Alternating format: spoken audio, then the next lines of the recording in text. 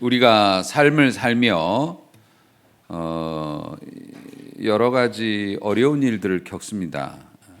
겪을 때마다 우리가 힘든 일을 겪으면 이제 본능적으로 드는 생각이 뭐냐면, 우린 예수님 믿는 사람들이니까 내가 하나님께 벌을 받나, 이제 그런 생각을 할 때가 있습니다. 과연 그럴까요? 여러분이 겪는 어려움이나 고통이 하나님의 징계의 결과일까요? 사실 그것에 전부 그렇다라고 말하기는 어렵습니다. 자, 성경을 보면 하나님 앞에서 살아가면서 고난을 당하는데 자기 죄 때문이 아니라 남 때문에 고난을 당하는 사람들이 있습니다. 대표적인 경우가 선지자들이죠. 목회자들. 에스겔이라고 하는 선지자가 있었습니다. 에스겔 선지자에게 하나님께서 갑자기 이런 명령을 내리십니다. 너는 오늘부터 왼쪽으로만 누워서 지내라. 여러분, 오른쪽으로 누워 주무시는 게 편하세요? 왼쪽으로 누워 주무시는 게 편하세요? 의학적으로는 오른쪽이 편하게 되어 있습니다. 심장의 위치 때문에. 예. 뭘 짚어봐요 또. 어디 있었지? 오른쪽이 좋다고 해요. 그래서 돌을 닦는 사람들이 오른쪽으로 누워 수행자의 자세라고 그렇게 얘기를 합니다.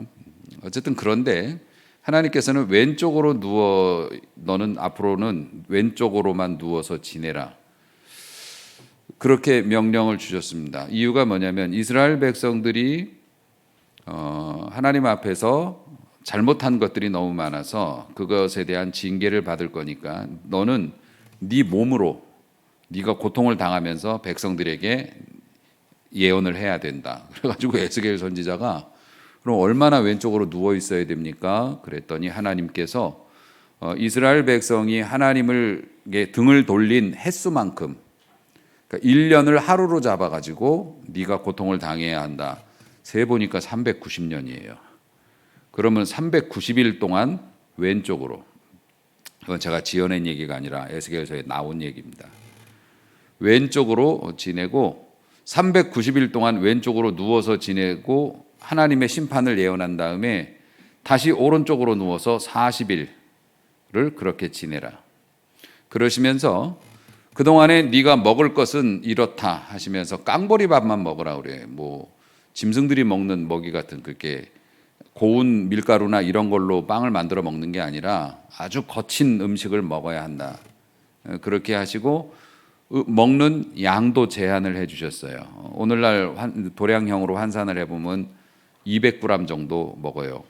그것도 한 끼가 아니라 하루에. 그러니까 여러분, 미숫가루 200g을 가지고 하루 동안 이제 먹어야 되고, 물도 제한이 있어요. 500ml 정도. 우리 생수병 한 개. 그게 하루 동안 먹을 수 있는 양이에요. 그러니까 하나님께서 그렇게, 이건 뭐 이거 뼈만 남게 생겼는데요. 그런 식으로 하면서 이 사람들은 이제 빵을 구워 먹잖아요. 여기 성경엔 떡이라고 되어 있으면 대부분 빵입니다. 이제 빵을 구워서 먹어야 되는데, 이 가루를 만들어 가지고 빵을 구워 먹어야 되는데, 그 빵을 구우려면 불을 피워야 되는데 하나님께서 에스겔 선지자에게 사람의 그 배설물을 말려서 그걸로 불을 붙여 가지고 그걸로 해 먹으라 그랬더니 390일 왼쪽 40일 오른쪽도 가만히 듣고 있던 에스겔 선지자가 이건 좀 너무한 거 아닙니까? 너무 더러운 걸 시키시는 거 아닙니까? 이랬더니 그래? 그러면 소똥으로 하자. 이래가지고 소똥을 말려가지고 연료로 삼아가지고 그 거친 음식을 해먹고 누워서 지냈다고요. 에스겔 선지자는 그런 식으로 삶을 살았고, 또 호세아 같은 경우에는 호세아가 선지자가 됐는데 하나님께서 감동을 주시면서 너 장가 가라 그랬어요. 여자는 어디 있습니까? 그랬더니 저기 율락가에 가면은 몸을 파는 여자가 있어. 고멜이라는 여자를 데려다가 결혼해라. 저는 목회자인데 어떻게 그런 여자하고 가정을 이룹니까? 시키면 시키는 대로 하지 말이 많냐 이러셔가지고 그 음탕한 고멜이라고 하는 사람을 데려다가 자식까지 낳았는데 집버릇을 남 못 줘가지고 맨날 가출해요. 그걸 또 잡으러 다녀요. 그러면서 뭘 예언을 한 겁니까? 이 고멜이 이스라엘 백성과 같다. 그래서 내가 이 이스라엘 백성을 다시 끌어다 놓고 도망가고 다시 끌어다 놓고 도망가고. 아니, 하나님께서 그냥 좋게 말씀으로 하시면 되지. 한 사람의 가정을 그렇게 또 호세아도 그렇고 고생을 많이 했죠. 그러니까 이런 경우가 뭡니까? 하나님께서 감동과 메시지를 주셔서 안 당해도 되는데 스스로 고난을 자초한 경우예요. 이제 목회자들 같은 경우에 그런 게 많죠. 어떻게 사는 게 부자로 살든지 더 편하게 사는지를 알고 있지만 하나님께서 명하신 일을 감당하기 위해서 스스로 어려움 속으로 들어가는 이제 그런 케이스가 됩니다. 그런데 일반인인데 목회자도 아닌데 아무 이유 없이 불행한 일을 당하는 경우가 있습니다. 대표적인 경우가 욥이라는 사람이죠. 동방의 의인이라고 하는 욥. 그의 소유물이 양이 7,000마리였다고 그래요. 여러분 7,000마리 양이면 얼마나 많은 줄 아시겠습니까? 그것도 그 옛날에. 그리고 낙타. 동물원 가서 낙타 보시면 낙타가 거의 2층 높이죠. 엄청 큽니다. 낙타가 3,000마리예요. 그 사람 소유로 된 낙타만. 그리고 소가 500마리, 나귀가 500마리, 종도 많이 있었고 자식도 많아서 아들이 7에 딸이 3입니다. 그 모든 것이 하루아침에 날아갑니다. 하나님께서 그의 인내와 믿음을 시험하시려고 그 고난을 허락하셨어요. 그러니까 욥은 욥기가 방대한 내용인데 거의 대부분의 내용이 뭐냐면 내가 왜 이런 일을 당하는지 모르겠다 해요. 내가 뭘 잘못했을까? 이 생각, 저 생각하면서 친구들하고 싸우기도 하고 끝까지 욥은 나는 잘못한 게 없는데 친구들은 네가 잘못한 게 없는데 하나님이 이렇게 하실 분이 아니다 이러면서 싸우는 그런 내용입니다. 그러니까 욥 같은 경우를 보면 우리가 특별히 벌받을 만한 일을 하지 않았음에도 우리의 삶에 어려움이 오는 경우도 있다. 우리가 욥처럼 뭐 그렇게 어마어마한 걸 당하지는 않지만 그러면은 다시 우리의 삶으로 돌아와서 요즘 나한테 좀 억울하기도 하고 아니면 남들이 안 겪는 일을 내가 지금 요즘 겪으면서 힘들어 하는데 이게 하나님께서 벌을 주시는 걸까? 아니면 욥처럼 뭐 그런 걸 주시는 걸까? 선지자들 얘기는 우리하고 좀 다른 얘기니까 뺀다고 하더라도 그런 걸까? 여러분 그렇게 고민이 될 때 사실 제일 잘 아는 사람은 자기예요. 내가 알아요. 보통은 내가 나를 제일 잘 아니까요. 그리고 그래도 이해가 안 가신다면 그냥 징계를 주시는 거겠거니라고 생각하면 제일 좋아요. 왜 그러냐면은 그냥 내 죄 때문이라고 생각하고 자신을 살펴보면 그게 유익이 됩니다. 그 이유가 뭐냐면은 성도의 역경은 끝이 아니다. 일단은 여러분 아멘부터 한번 하세요. 시작. 아멘. 네. 성도의 고난은 끝이 아니에요. 그러니까 우리가 어떤 일을 겪고 설령 그걸로 인해서 우리가 죽는다 해도 그게 우리의 인생의 끝 단면은 아니라는 거죠. 우리 성도들에게 있어서 우리가 겪는 고난은 끝이라기보다는 과정이에요. 그래서 우리가 어떤 문제가 생겨가지고 그걸로 생명을 잃었다 해도 그렇게 살다가 비참하게 죽었다로 끝나는 게 아니에요. 성도의 삶은. 그럼에도 불구하고 하나님께 찬양하며 감사하며 그의 남은 삶을 하나님 앞에 소중하게 썼다. 그 승리자로서 끝나게 되는 거고 그런 경우는 거의 없고 대부분은 하나님께서 역전의 기회를 또 주십니다. 그래서 성도들의 고난은 동굴이 아니라 터널이라고 제가 계속 말씀을 드리죠. 동굴은 들어가면 들어갈수록 깊어지고 나올 수 없게 되고 좁아지게 됩니다. 하지만 터널은 들어가면 들어갈수록 입구 쪽과 가까워지는 거죠. 우리 하나님께서 우리를 사랑하시고 우리의 모든 것을 다 지배하시기 때문에 심지어 우리가 멸망으로 가는 것을 멈추게 하시는 것일 수도 있단 말이에요. 고난이라는 게. 그래서 방향을 교차로에서는 속도를 줄여야 되잖아요. 그 방향을 바꾸는 거지 않습니까? 그래서 내가 그런 어려움을 겪지 않았더라면 나는 진작에 멸망했을 겁니다. 그 어려움을 겪으면서 제가 방향을 전환할 수 있었기 때문에 오늘날 이렇게 축복을 받고 살고 있습니다. 이거는 구름같이 둘러싼 허다한 증인들이 우리에게 지금도 증언하고 있습니다. 삶으로. 그래서 심지어는 내 죄로 인한 고난이라고 해도, 내가 벌받는 과정이라고 해도 하나님 앞에 성실하고 겸손하게 이걸 감당하고 그러면은 어떻게 되는가? 내 마음을 그렇게 가지면 일단은 감당할 힘을 주시고요. 그리고 나서 오히려 그것 때문에 하나님께서 축복으로 연결해 주시기도 해요. 내 죄로 인한 고난도 성실하게 감당하면. 대표적인 경우가 고라 자손들, 모세한테 조직적으로 반역을 했다가 하나님의 심판을 받고 회개하지 않으므로 심지어 온 가족이 다 멸망당했지 않습니까? 그냥 집재로 그냥 땅으로 가라앉아 버렸어요. 그렇게 멸망당할 때 우리 아버지가 저렇게 하는 거는 난 옳다고 생각하지 않는다 해서 그 자리에 머물러 있지 않고 피신했던 몇몇 자손들이 살아남았고 하나님의 성전에 재취업돼 가지고서 찬양도 하고 성전을 서는 경비 역할도 하고 문지기 역할도 하고 하나님 앞에 귀히 쓰임 받아서 수많은 시편의 아름다운 시들이 이 고라 자손이 부른 찬양시로 채워져 있기도 해요. 그러니까 어떻습니까? 그런 징계 가운데서도 성실하게 그것들을 감당하고 입술로 범죄하지 않으면 오히려 그것이 축복이 될 수도 있으니까. 그러니까 여러분의 삶에 어려움이 있다면 나는 욥처럼 애매한 고난을 당해.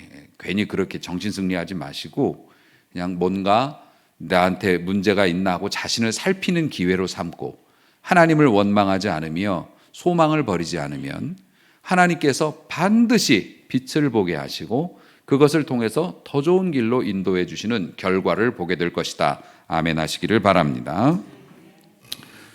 자, 이유 있는 고난, 이유 없는 이유를 모르는 고난 둘 다 힘들기는 마찬가지입니다. 그런데 그 고난의 때를 어떻게 통과하느냐에 따라서 결론이 달라지기 때문에 오늘 말씀이 중요한 거예요. 오늘 말씀이 여러분의 삶의 인생의 지표가 될 수 있기를 소망하면서 오늘 본문을 살핍니다. 자, 북쪽 이스라엘의 아합이라고 하는 아주 믿음이 없고 악한 왕이 있습니다. 그 아버지를 따라서 아들도 별 볼 일이 없었어요. 이름이 여호람이라고 하는데 여호람이 그 북이스라엘 다스리고 있을 때 하나님께서 징계를 내리셨어요. 그 나라에. 왜냐하면 너무 오랫동안 하나님을 배반하고 등지고 멸시했기 때문에 그럴 때는 어떡합니까? 사람도 하나님을 배반하고 멸시하면 어떻게 돼요? 사람 인생 채찍과 사람 막대기로 때리십니다. 그래서 가다가 벼락을 맞거나 뭐 산사태가 일어나서 그거보다는 보통은 우리가 사람을 통해서 고통을 받습니다.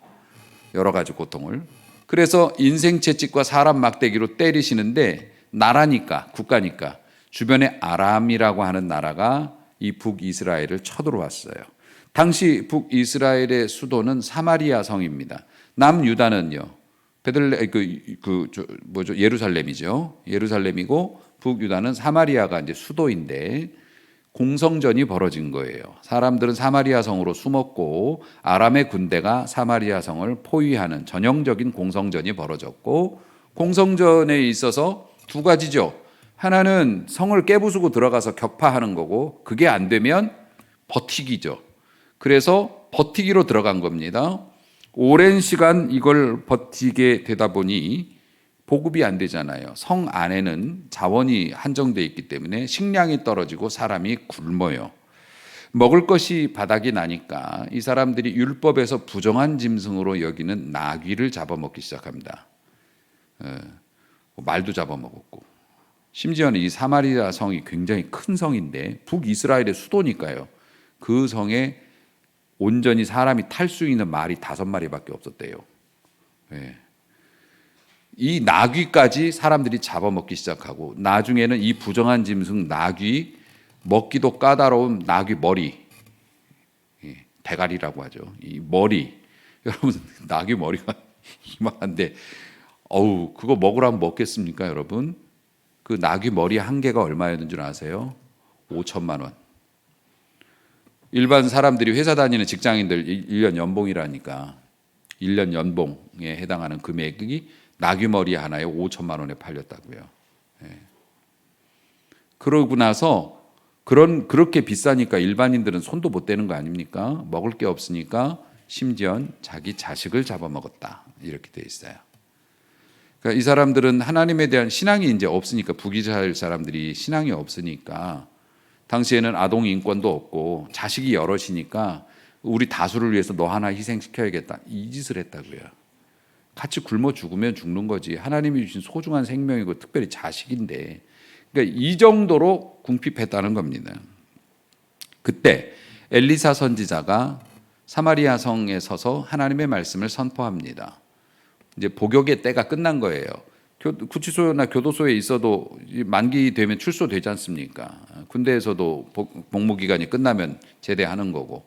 하나님께서 자, 이 정도로 너희가 고통을 당했으면 너희가 그동안 지은 죄에 대해서 고통을 이제 했으니까 이제 해방을 시켜줄게. 그러면서 오늘 1절이 내용이 그겁니다. 내일 사마리아 성문이라는 게 시장이에요.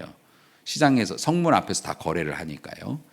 내일 이맘때, 다시 말해서 24시간 후에 고운 밀가루 한 푸대가 5,000원. 나귀머리 하나가 5천만 원인데 5천만 원이 아니고 5,000원. 밀가루 고운 밀가루 좋은 거 5,000원. 그 다음에 이게 무슨 느티나무 마트도 아니고, 그 다음에 보리가루는 좀 싸니까 두 푸대에 5,000원. 그렇게 매매가 될 것이다. 하나님이 그렇게 말씀하셨다. 이렇게 예언을 한 겁니다. 이 얼마나 복된 소식입니까? 자식을 잡아먹는 판에 이제는 먹을 것이 흔해져서 이제는 값싸게 배부르게 먹는 그 날이 올 것이다. 희망의 메시지잖아요. 이걸 복음이라고 하는 거예요. 복음. 그 메시지를 전했어요. 믿깁니까? 안 믿깁니까? 믿을 수 있겠어요? 안 믿겠어요?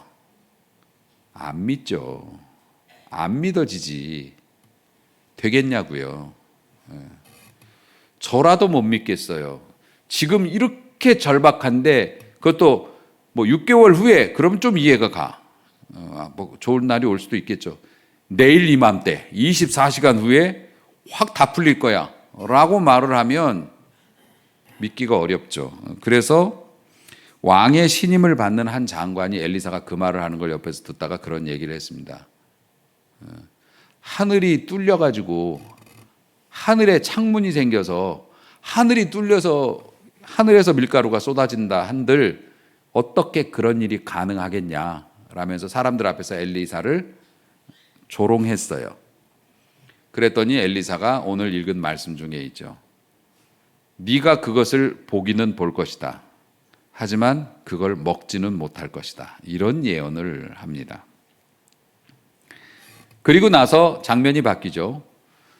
그 사마리아 지금 현재 성 그 밖에 중간지대가 있습니다. 그 중간지대에 문둥병자들이 살고 있어요. 율법에도 이게 문둥병 같은 병에 걸리면 격리, 그 공동체에서 추방이 되기 때문에 성 근처 으슥한데 자기들끼리 이렇게 살아요. 그러면은 이 사람들은 경제 활동도 못 하고 또 몸이 그러니까 농사짓기도 어려우니까 보통은 성 안에서 가족들이 먹을 거를 장소에 갖다 놓으면 와가지고 이제 그 가져갑니다. 그게 이제 요기요의 시작이죠. 예. 갖다 놓으면 가져가는 거예요. 다 역사가 있는 거예요. 그렇게 이제 가져다가 먹는데 지금 자식을 잡아먹는 판에 병 들어가지고 나가 있는 아무리 형제라도 뭘 줄 게 없잖아요. 최대한 갖다 준다고 해도 이제 먹을 게 없으니까 이 사람들이 굶어 죽게 생겼어요. 문둥병자 4명이서 그런 얘기를 하잖아요. 나 죽을 것 같아. 그런데 우리 배고파 지금 죽기 직전인데 우리 가족들이 있는 성 안으로 들어가도 걔네도 지금 먹을 게 없어 다 죽게 생겼는데 여기 있어도 죽을 거야. 성 안으로 들어가도 굶어 죽을 거야. 그러면 우리 아람 쟤네들은 맨날 밥 지어 먹고 그러는 것 같던데 우리 아람한테 가서 항복하자. 우리 죽이면 어차피 여기서도 죽고 거기 가도 죽고 아람한테 죽으나 일단 항복해서 혹시라도 살려주면 밥이라도 한번 먹을 수 있지 않겠냐? 우리 한번 가보자. 이렇게 된 겁니다. 어쩔 수 없이 이리 주거나 저리 주거나 죽는다 각오하고 갔어요. 갔는데 저녁 때 갔어요. 아무도 없는 거예요.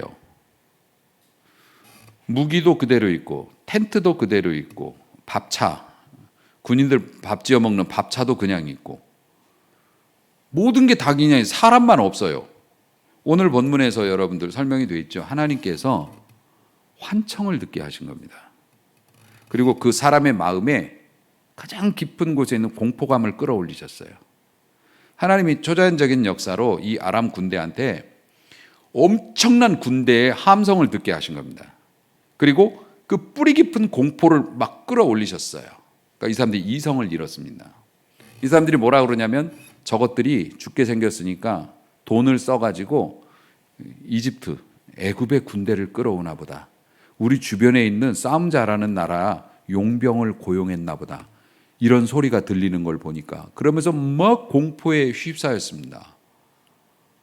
그래가지고 이 사람들이 그냥 도망을 가버렸어요. 뭘 챙기지도 못하고.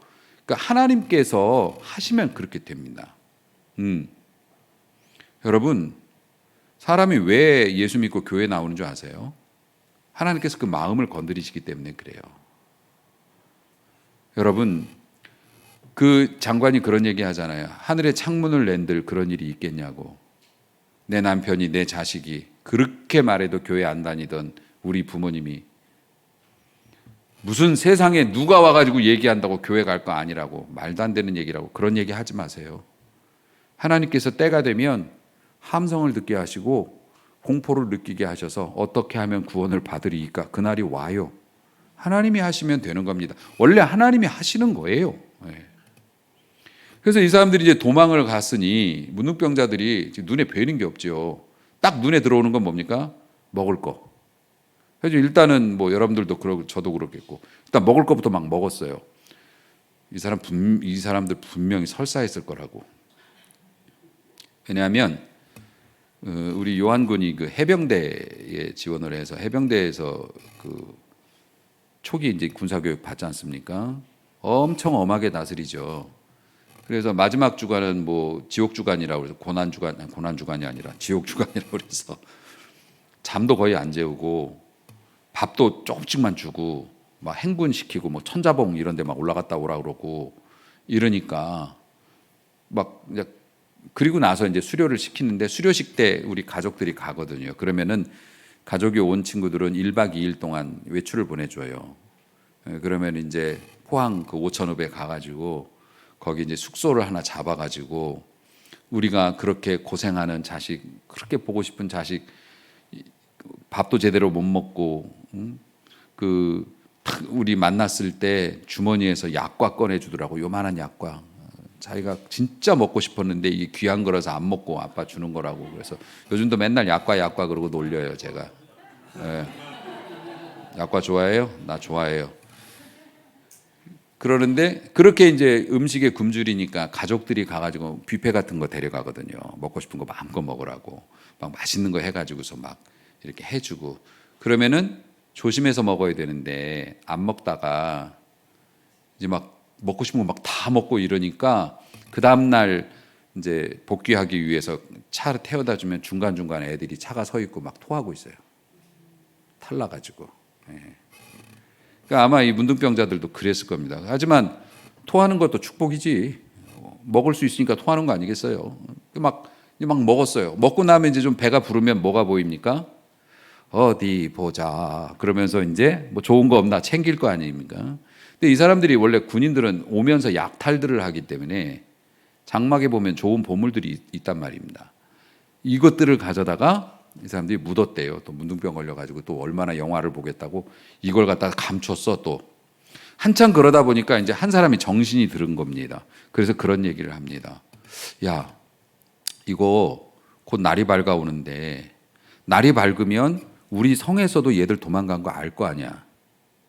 그런데 우리가 여기 와갖고 이렇게 먹고 이렇게 막 다 훔치기는 했는데 지금 가서 얘기 안 하면 우리 문제될 것 같은데. 왜냐하면 성에서는 지금 사람을 잡아먹고 있는 그런 상황에서 니들이 이걸 알았잖아. 비어 있는 걸 알았으면 가서 얘기해 줘야지. 얘기 안 해주고 가만히 있으면 나중에 이거 처벌받을 것 같은데, 이런 생각이 든 거죠. 합리적인 생각이죠. 그래서 이 사람들이 그 밤에 성에 갑니다. 자기 성에 가서. 저기요, 우리가 가보니까 아무도 없던데요. 지금 가면은 군량미 같은 것도 다 남겨놓고 갔으니까 가서 가져오면 될 것 같은데요. 가서 전해줬어요, 얘기를. 이걸 뭐라 그래요? 전도. 살 길을 알려주는 거잖아요. 비었다고. 전도예요. 그래서 사도 바울이 복음 전한다고 막 고생하고, 사도 바울이 막 매 맞고 막 이런 사람들이 아유 어떻게 해요? 그러니까 이거는 원래 내가 해야 되는 일이에요. 이게 칭찬받을 일이 아니라 안 하면 벌을 받는 일이에요. 이 얘기가 그 얘기란 말이에요. 내가 은혜 받았어요. 하나님의 은혜로 새 삶을 찾았고 새 생명을 찾았고 신앙생활 하면서 하나님의 축복을 받으면서 살아요. 그럼 어떡합니까? 전해줘야죠. 그런 게 있다고 말해줘야죠. 말 안 하면 벌 받아요.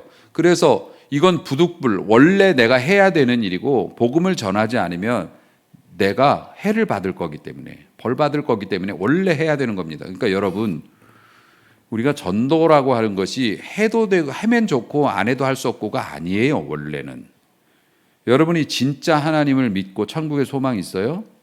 그러면 여러분 가족 지옥 가는 걸 왜 그냥 두고 봐요? 걔 내가 말했는데 안 들었다고요? 그럼 안 들면 불이 나갖고 지금 타 죽게 생겼는데 나와라 그랬는데 안 나오면 알았어? 그리고 그냥 둬요? 넌 좀 더 뜨거워 봐야 돼. 이렇게 얘기해요? 그거 아니에요. 여러분, 원래 아우 저 사람 고집은 아무도 못 꺾어요. 아무도 못 꺾죠. 하나님은 꺾어요. 하늘에 창을 낸들 이게 되겠습니까? 말한 거하고 똑같은 겁니다. 그러니까 우리가 이 복된 소식은 복된 소식이잖아요. 복음. 그러니까 전해야 하는 겁니다. 그래서 전도를 해야 되는 겁니다. 자, 문둥병자들이 가서 밤에 얘기를 하니까 임금님이 자다 나왔어요. 임금님이 자다 나와가지고서 저 문둥병자 사람 취급도 안 하니까 쟤네들이 와가지고 지금 뭐 입이 번들번들 해갖고 와가지고 뭐 지금 뭐 먹을 것도 많고 쟤네 다 갔다고 말하는데요. 안 믿기죠. 임금님이 그래 우리 가서 한번 보자. 안 그러죠. 임금이면 무슨 생각합니까? 매복이다. 예. 쟤네들이 갈 리가 없잖아. 이기고 있는데. 분명히 우리를 끌어내려고 하는 뭔가 계략이 있는 것이다. 이래가지고서 안 믿어요. 안 믿으니까 신하가 이제 임금님 보좌하는 신하 중에 하나가 임금님 어차피 우리 망한 거고 가도 망하고 안 가도 망하니까 그러면 정탐꾼을 한번 보내보시죠. 그래서 그 성내에 탈 수 있는 말이 5개밖에 없어갖고 말 5마리를 타고 밤에 가본 겁니다. 가봤더니 정말 비어 있는 거예요. 그 소식이 성 안으로 전달됐습니다. 그럼 성이 어떻게 될게요? 손흥민이 토트넘에서 골 넣었을 때 반응 나오는 거죠. 와. 그리고 사람들이 반 미쳐 있습니다. 사람을 잡아먹을 정도로 궁핍하고 고통스러운데 거기 가면 다 공짜잖아요. 사람들이 막 동요하고 성 밖으로 쏟아져 나가기 시작합니다.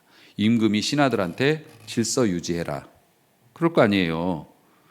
너희들이 나가서 이 백성들 잘 통제하고 질서 유지해라. 그래서 관리들이 나가가지고 막 사람들한테 진정하라고 했지만 진정이 되겠냐고요. 그러다가 밟혀 죽었습니다. 그 중에 하나가. 사람들한테 그럴 수 있죠. 당연히. 사람들이 이성을 잃었고 원래 공성전이기 때문에 성은 문이 좁은 문밖에 없잖아요. 거기로 많은 사람이 일시에 나가는 걸 막으려고 하다가 밟혀 죽었어요. 그 사람이 누구게요? 하늘에 창을 연들 하나님이 아무리 하나님이라도 그게 되겠어? 라고 말했던 그 사람이 발에 밟혀 죽었어요. 그래서 예언대로 네가 해방의 날을 보기는 하겠지만 그 밀을 너는 먹지 못할 거야. 이 예언이 이루어졌더라. 이런 내용입니다. 우리 학생들 재밌지 않니? 네. 자, 이런 상황에서 우리가 2가지 교훈을 받을 수 있습니다. 하나님의 아들이라고 하는 예수님 나 얼굴도 모르는데 그분 한 사람이 뭐 옛날에 2000년 전에 십자가에 매달렸다고 해서 내 죄가 없어진다고 말이나 된다고 생각해? 그런 말 하는 사람들이 있습니다. 그러면서 교회 안 나와요. 아니 뭐 잘못했다 그러면 다 용서된다고?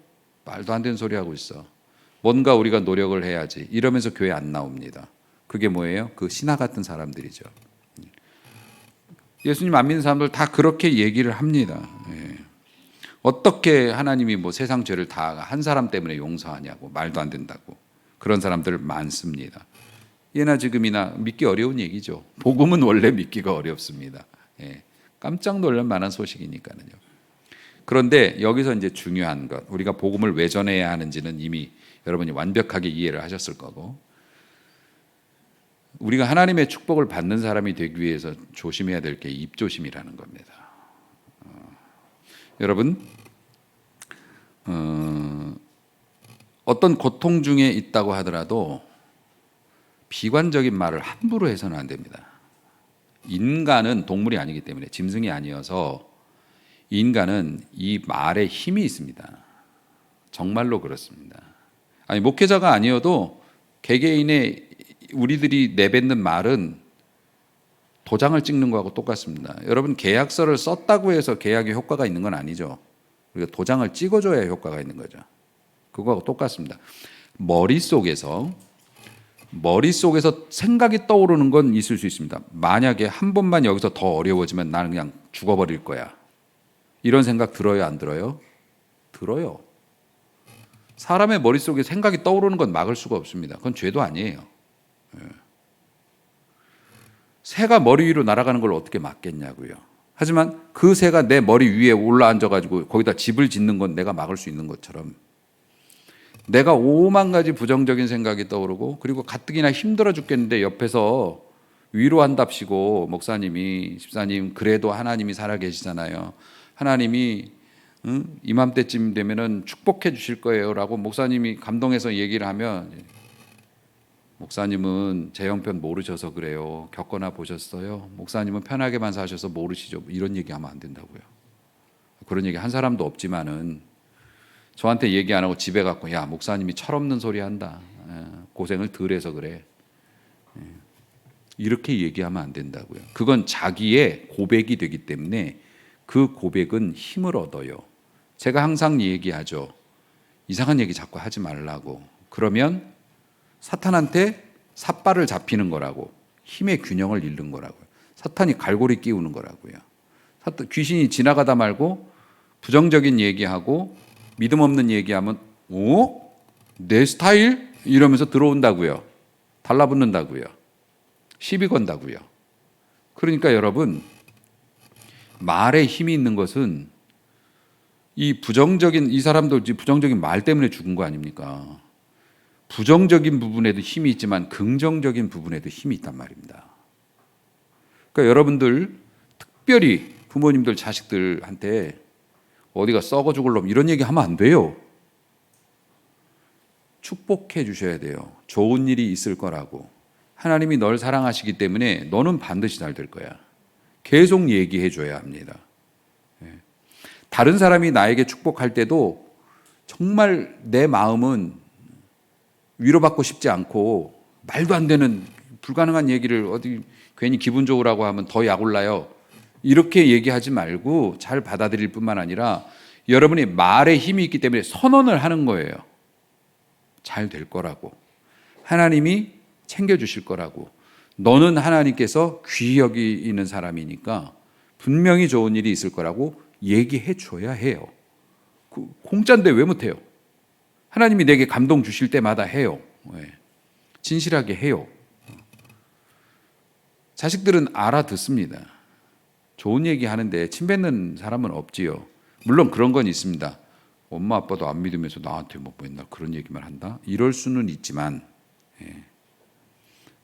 애들 보는 데서 나 이래가지고 진짜 집 나가버리고 싶어, 죽어버리고 싶어, 우리 이혼할까? 그런 다음에 너는 잘 될 거야. 그러면 애들이 들을 때도 안 맞는다고 생각하죠. 그러니까 여러분부터 언어가 바뀌고 자녀들에게 그렇게 끊임없이 축복해 줘 보세요. 이게 현실이 되는 겁니다.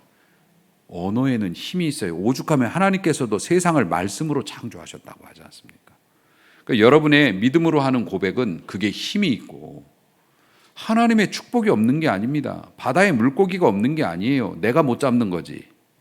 하나님이 축복이 쏟아지는데 뚜껑 닫아놓은 거하고 똑같습니다. 입을 열어요. 그래서 하나님 앞에 입술로 영광을 돌립니다.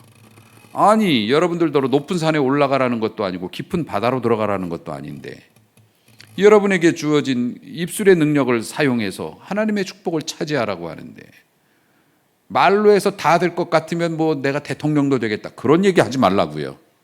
네. 그런 얘기 하지 말라고. 스스로의 앞길을 왜 가로막습니까? 여러분, 하나님은 스스로 높은 채 하고 그 마음이 교만한 자는 낮추십니다. 그런데 처지 형편 상관없이 비천한 가운데서도 주님을 의지하고 주님을 붙잡겠다고 나서면 받아주시는 분이 우리 하나님이십니다. 내 고난이 이유 없는 고난이든 사명의 고난이든 아니면 내 죄로 인해서 받는 고난이든 그 고난 가운데서도 입술로 범죄하지 말고 하나님 앞에서 힘 주시면 내가 다시 한번 해보겠습니다 하면 하나님이 그 말의 힘을 그대로 인정해 주셔서 그런 일들을 보게 해 주신다는 겁니다. 여러분, 말씀을 드렸지요. 내가 죄로 인해 받는 고난이든 애매한 고난이든 고난은 힘드니까 고난입니다. 하지만 비록 몸은 움츠려들지 몰라도 내 경제적인 문제 때문에 마음이 힘들어질 수는 있어도 우리의 눈은 닫지 말고 입은 닫지 말자고요. 하나님을 바라보시고 입술로 고백하세요. 그러면 끝이 좋은 사람이 되고 과정도 좋을 겁니다. 하나님이 주시는 회복, 그리고 기가 막힌 역전의 은혜, 축복의 날이 왔을 때, 제가 예언을 하나 할까요? 제 예언은 한 번도 틀린 적이 없습니다. 앞으로 3개월 지나면 꽃이 피게 될 겁니다. 믿습니까? 예, 당연히 그렇죠. 한 번도 틀린 적이 없어요. 하나님은 신실하시다. 아무리 얼어 죽게 생긴 추운 날이라도 지나면 따뜻한 날과 더운 날을 또 주시는 분이 하나님. 여러분의 고난도 끝이 아니에요. 믿음으로 인내하면 좋은 날을 주신다. 좋은 날을 주시는데 하나님이 꽃피는 좋은 날을, 선선하고 정말 좋은 날을 주셨는데 춥다고 스스로 목숨을 끊었다? 계속 추워질 거야, 소망이 없으니까 나 그냥 얼어 죽을래, 그래 버렸다? 그럼 어떻게 돼요? 좋은 날이 왔을 때 그곳에 내가 없잖아요. 하나님은 그렇게 우리의 인생사를 다루시는데 그때 해방의 날이 왔을 때, 축복의 날이 왔을 때 그걸 마음껏 차지할 수 있는 그런 사람으로 여러분이 남기를 소원합니다. 어차피 하나님은 사람을 통해서 역사하시기 때문에 여러분 최선을 다하고 하나님의 도우심을 기다려보세요. 반드시 그렇게 될 거라고 생각하고, 무엇보다도 내 입술 관리 잘하셔서 기왕이면 축복의 말과 그럼요 좋은 말로 자녀들에게 하나님의 축복을 물려주고 하나님이 주시는 내 인생의 소망의 날을 마음껏 누리실 수 있는 행복자 되시기를 주의 이름으로 축복합니다. 기도합니다.